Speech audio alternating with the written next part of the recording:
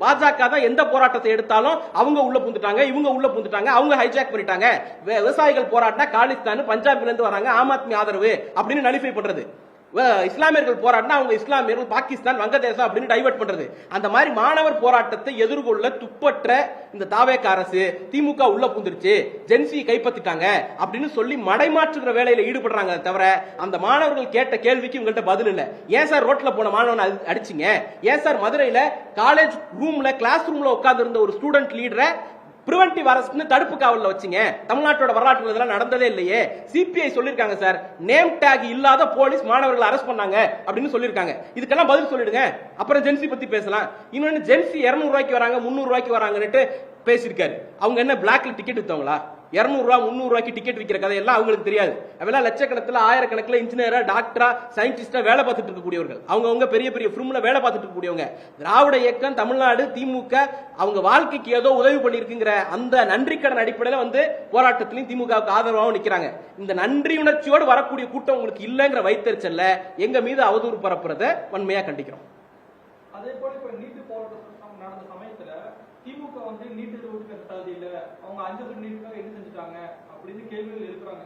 ஆளுங்கட்சியும் அந்த கூட்டாளி ஒன்னே ஒண்ணுதான் சார், நீட்டுக்காக என்ன பண்ணோம், ரகசியம் என்னாச்சுலாம் கேக்குறாங்க. ரகசியம், நீட் ரகசியம் எங்கள்கிட்ட இருக்குங்கிறது ஒரு பொலிட்டிக்கல் ஸ்டேட்மெண்ட். அதிமுகவால நீட்டை ஒழிக்க முடியல, அதுல இருந்து விலக்கு பெற முடியல அப்படின்னு சொல்ல போது உங்கள்கிட்ட வழி இருந்தா சொல்லுங்கன்னு அதிமுக தலைவர்கள் பப்ளிக்ல பிரஸ்ல கேட்ட போது எங்கள்கிட்ட ஆட்சி அதிகாரத்தை கொடுங்க, எங்கள்கிட்ட அந்த ரகசியம் இருக்குன்னு சொன்னாங்க. என்ன ரகசியம்? கத்தி எடுத்து போய் சண்டை போட முடியுமா? போர் தொடுக்க முடியுமா? சட்ட ரீதியாக என்ன வாய்ப்பு இருக்கோ அந்த வாய்ப்பை பயன்படுத்தணும். கட்சியாகவும் திமுக ஆக்ட் பண்ணி இருக்கிறது, சட்டமன்றத்திலையும் மக்கள் மன்றத்திலையும் அரசாகவும் திமுக நடவடிக்கை எடுத்திருக்கிறது. இதுவரைக்கும் யாரும் நடவடிக்கை எடுக்காது. ஏகே ராஜன் கமிட்டி என்னைக்கு நீட்டுக்கு ஒழிப்பு நடக்குதோ அன்னைக்கு அதுக்கு ஒரு பேஸ் டாக்குமெண்டா, ஒரு ஆன்மாவா ஒரு டாக்குமெண்ட் இருக்கும்ல, அந்த டாக்குமெண்ட் ஏகே ராஜன் அவர்களுடைய கமிட்டி ரிப்போர்ட்டா தான் இருக்கும். அந்த ரிப்போர்ட்டை கொடுத்தது திமுக அரசு. தமிழ்நாடு சட்டமன்றத்தில் 2 முறை தீர்மானம் நிறைவேற்றி அனுப்பணும். ஆளுநர் அதை நடவடிக்கை எடுக்கலன்னா ஆளுநரை வந்து நீதிமன்றத்துக்கு எடுத்தோம். நீதிமன்றத்தில் வழக்கு நடத்தணும், நாடாளுமன்றத்தில் பேசணும், தமிழ்நாடு சட்டமன்றத்தில் தீர்மானம் போட்டு அனுப்பணும், கமிட்டி போட்டோம். இதெல்லாம் அரசா பண்ணது. கட்சியாக என்ன பண்ணோம்? கட்சியாக தமிழ்நாடு முழுக்க போராட்டம் நடத்திருக்கிறோம், ஆர்ப்பாட்டம் நடத்திருக்கிறோம், கையெழுத்து இயக்கம் நடத்திருக்கிறோம், உண்ணாவிரதம் இருந்திருக்கிறோம். எங்களுடைய இளம் தலைவர், இளைஞரணி செயலாளர் உண்ணாவிரதத்தில் வந்து உட்கார்ந்து பேசின பேச்சு இன்னைக்கு இருக்கு. அமைச்சர் பதவி போயிடும்னு சொன்னாங்க. அமைச்சர் பதவி போனாலும் பரவாயில்ல, நான் நீட்டுக்காக போராடணும்னு ரோட்ல வந்தாரு. அன்னைக்கு நீங்க என்ன பண்ணிட்டு இருந்தீங்க? படத்தினுடைய பிளாக் ஆஃப் இது படத்தினுடைய ஆபீஸ் வசூல் எவ்வளோ, படத்தினுடைய டிக்கெட் எவ்வளவு பிளாக் டிக்கெட் போச்சு அப்படின்னு இது பண்ணிட்டு இருந்தீங்க. உங்களுடைய வருமான வரி வழக்கை எப்படி எதிர்கொள்ளலாம்னு அன்னைக்கு நீங்க யோசிச்சுட்டு இருந்தீங்க. அன்னைக்கு நீங்க யோசிச்சுட்டு இருந்த காலகட்டத்தில் திமுக தான் மக்களுக்காக ரோட்லையும் சட்டமன்றத்திலையும் நாடாளுமன்றத்திலும் நீதிமன்றத்திலையும் போராடுச்சு. உங்களுடைய எஜமானனாக இருக்கக்கூடிய பிஜேபி நெருக்கடினால தான் அந்த விளக்க பெற முடியல. இன்னைக்கு பெற்றுட்டு வாங்கல. நீங்க தானே சொல்றீங்க. நாங்க அதுல சிடி நிர்மல்குமார் அவர்கள் ஒரு வார்த்தை சொல்றாரு, நாளைக்கு ஒரு வாய்ப்பு வருமானால், காலம் கனியுமானால் நாங்கள் குரல் கொடுப்போம். அப்ப அந்த வாய்ப்பை ஏற்படுத்துறதுக்கு வக்கு உங்களுக்கு இல்ல, அதுக்கான எபிலிட்டி உங்களுக்கு இல்ல. வரும்பொழுது நாங்க குரல் கொடுப்போம், கிரெடிட் எடுத்துப்போம். அதுதானே. கிரெடிட்டை திருடுறது மட்டும்தான் வேலையா வச்சிருக்கீங்க. வேற என்ன வேலை? ஏற்கனவே அமல்ல இருக்கிறத அமல்படுத்துற மாதிரி இதுல வந்து இவர் வேற கல்வி அமைச்சர் ராஜ்மோகன் வேற சொல்றாரு, ஏற்கனவே வந்து கல்வி வந்து ஒத்துழைப்பு பட்டியல தான் இருக்கு, குறைந்தபட்சம் ஒத்துழைப்பு பட்டியலுக்காவது கல்வியை கொண்டு வரணும். அண்ணா ஏற்கனவே ஒத்துழைப்பு பட்டியல தானே இருக்கு. இல்ல தம்பி, ஏற்கனவே அமல்ல இருக்கிறத அமல்படுத்துறதா நாங்க ஸ்பெஷலிஸ்ட் அப்படிங்கிற இந்த மாதிரியான கேலி குத்துகள் எல்லாம் பண்ணிட்டு எங்கள் தலைவர்கள் குறித்து, தகுதி குறித்து கேள்வி எழுப்புவதற்கு தாவேக கோமாளி கூட்டத்திற்கு, பாசிச கோமாளி கூட்டத்திற்கு துளியும் அருகதையோ தகுதியோ இல்லை.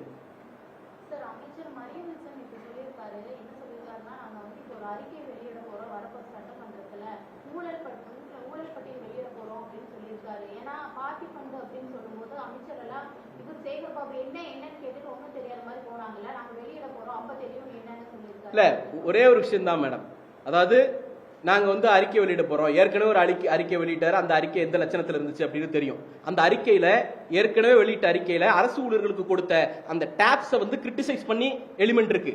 ஏற்கனவே வெளியிட்ட அறிக்கைங்கிறது பட்ஜெட்ல போடப்பட்ட தகவல்களை எடுத்து திருப்பி வெட்டி ஒட்டி இது பண்ணாரு. அதை படிக்கிறதுக்கு என்ன பாடுபட்டாரு, தமிழை என்ன கொள்ளைன்னு கொண்டாருன்னு தெரியும். இந்த அடுத்த அறிக்கை ஒன்று வெளியிடுறாருன்னு சொல்றீங்கல்ல, அந்த அறிக்கைக்கு முன்னாடியாவது ஒரு தமிழ் டியூஷன் போயிட்டு வந்துட்டு அப்புறம் அந்த அறிக்கை வெளியிட சொல்லுங்க. என்ன விஷயம் அப்படின்னா, அறிக்கை யார் வேணாலும் வெளியிடலாம். திராவிட முன்னேற்ற கழகம் கடந்த காலங்களில் அதிமுக முன்னாள் அமைச்சர்கள் மேல, அதிமுக சிஎம் இருந்த அம்மையார் ஜெயலலிதா மேல பலவேறு வழக்குகளை போட்டு நிரூபிச்சு காட்டியிருக்கோம். திமுக மீது அப்படி உங்களுக்கு ஒரு எபிலிட்டி இருக்குன்னா நீங்க வழக்கு போட்டு நிரூபிச்சு காட்டணும். சும்மா அதிகாரத்தில் உட்கார்ந்துட்டதுனாலே வழக்கு போடுறது ஒரு விஷயம் ஆயிடும்.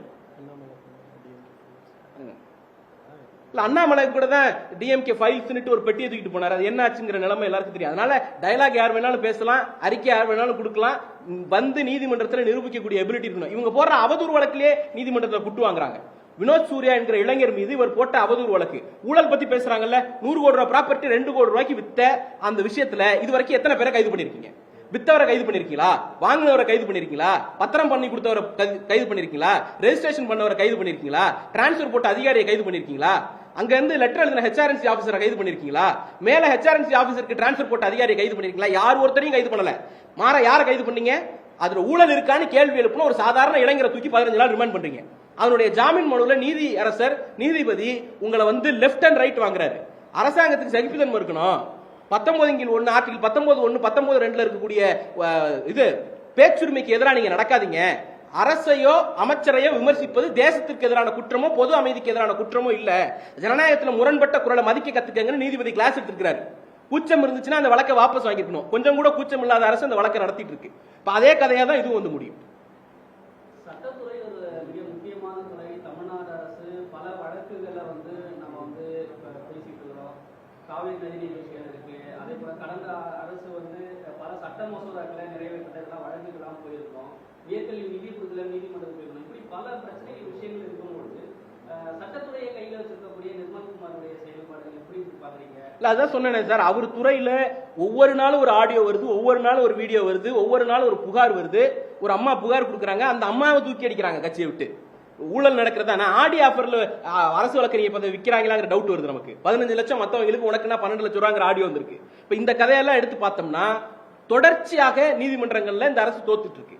ஆட்சிக்கு வந்து 60 நாள்ல பெனால்டி வாங்குறாங்க. ஒழுங்கா அப்பாயின்மெண்ட் போடல, ஜிஓ போடல, வழக்கறிஞர் அந்த இது அப்பியர் ஆகல அப்படின்னுட்டு நீதிமன்றத்துல 60 நாளுக்குள்ள பெனால்டி வாங்கக்கூடிய அளவிற்கு ஒரு மகா மட்டமான நிர்வாகத்தை நடத்திக்கிட்டு அவருக்கு தொடர்தான் ஒண்ணுதான், அவருடைய உள்ளார்ந்து இருக்கக்கூடிய அந்த RSS அஜெண்டாவை எங்க மேல திணிக்கணும்.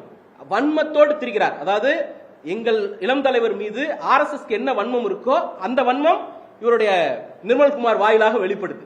அவர் வந்து இந்த நாட்டில் சனாதன ஒழிப்பு பேசினார். இவர் மாதிரி மன்னிப்பு கேட்டுட்டு வரல. ஒரு வழக்குல வந்து நான் இனிமே பேச மாட்டேன் அப்படின்னு அபிடேவிட் தாக்கல் பண்ணல 2022. அவர் நான் பேசினேன் ஆமா அப்படின்னு உறுதியோட நின்னார். ராமர் கோயில் கட்டுற விவகாரத்திலையும் இடபிள்யூஎஸ் விவகாரத்திலையும் உச்சநீதிமன்றமே சொன்னாலும் நீதியின் பக்கம் நிற்பேன் அப்படின்னு உறுதியோடு நின்ன ஒரே தலைவர் எங்களுடைய இளம் தலைவர் தான். இதெல்லாம் RSSக்கு உறுத்துது, அதனால சிடி நிர்மல்குமாருக்கும் உறுத்துது. RSSோட வாய்ஸா அவர் இங்க பேசிட்டு இருக்கிறார், பேச தாவேக்க அனுமதிக்குது. அப்ப தன்னுடைய அமைச்சர் என்ன பேசுறார், தன்னுடைய அமைச்சரவையில என்ன நடக்குது, தன்னுடைய இதுல என்ன நடக்குது? ஒண்ணும் இல்ல. காவிரி விவகாரத்துல முதலமைச்சர் கர்நாடகாவுக்கு போறாரா இல்லையா உங்க யாருக்கா தெரியுமா? எனக்கு தெரியுமா? ஒரு அமைச்சர் என்ன சொல்றாரு, போறாருங்கிறாரு விவசாயத்துறை அமைச்சர். இன்னொரு அமைச்சர் என்ன சொல்றாரு, அப்படி போற முடிவு இல்ல அப்படிங்கிறாரு. கேட்டா ஒரு கல்வி அமைச்சரா? அப்ப அமைச்சர்களுக்குள்ளேயே முரண்பட்ட தகவல், முதலமைச்சர் போறாரா இல்லையாங்கிறது. இந்த லட்சணத்துல ஆட்சி நடத்திட்டு எங்களை குறித்து பேசுறீங்களே, கொஞ்சமாவது வெக்கப்படுங்க சார் அப்படின்னு சொல்றோம். அதே மாதிரி தமிழ்நாடு அரசு வந்து நாங்க 72 டாஸ்மாக் முடியுதுன்னு சொன்னாங்க. அதுக்கு RDI போட்ட சமயத்துல அரசு விளக்கம் கொடுக்காம நாங்க 38 மேலாளர் அட்டாசரம் அங்க இல்ல, அதுல ஒரு சந்தேகம் இருக்கு. 717 கடையை மூடி இருக்கோம் அப்படின்னு இவங்க அறிவிச்சாங்க. தொடர்ச்சியாக பப்ளிக்லயும் அரசியல் கட்சிகளும் அந்த கடையினுடைய பட்டியலை கொடுங்கன்னு சொன்ன பிறகு பல நாட்களுக்கு பிறகு அமைச்சர் தன்னுடைய ட்விட்டர்ல அதை வெளியிட்டார், ஒரு பட்டியல்ங்கிற பேர்ல வெளியிட்டார். அதை ஏன் அரசு நிர்வாகம் அதிகாரப்பூர்வ செய்தி குறிப்பாகவோ அதிகாரப்பூர்வ ஜிஓவாகவோ அதிகாரப்பூர்வ வெப்சைட்லயோ வெளியிடல? உண்மையிலேயே அதை மூடி இருந்தா அந்த தகவலை இன்னைக்கு கொடுக்கறதுல என்ன உங்களுக்கு குறைவது? மாவட்டத்தினுடைய மேலாளர்கிட்ட இருக்கக்கூடிய ஒரு தகவல் மாநில மேலாளர்கிட்ட டாஸ்மாக் தலைமை நிர்வாகத்தை இல்லைன்னு சொன்னீங்கன்னா அதை நம்புறதுக்கு இன்னைக்கு ஜனநாயகம் படம் சூப்பர் ஹிட்னு சொல்லிட்டு இருக்காங்க இல்ல, அந்த மாதிரி ரசிகர்கள் நாங்க இல்ல. ஒழுங்கா அரசு நிர்வாகத்தில் தலைமையில் இருக்கக்கூடிய தகவலை இருந்துச்சுன்னா எடுத்து கொடுக்கிற வேலையை பாருங்க. நன்றி.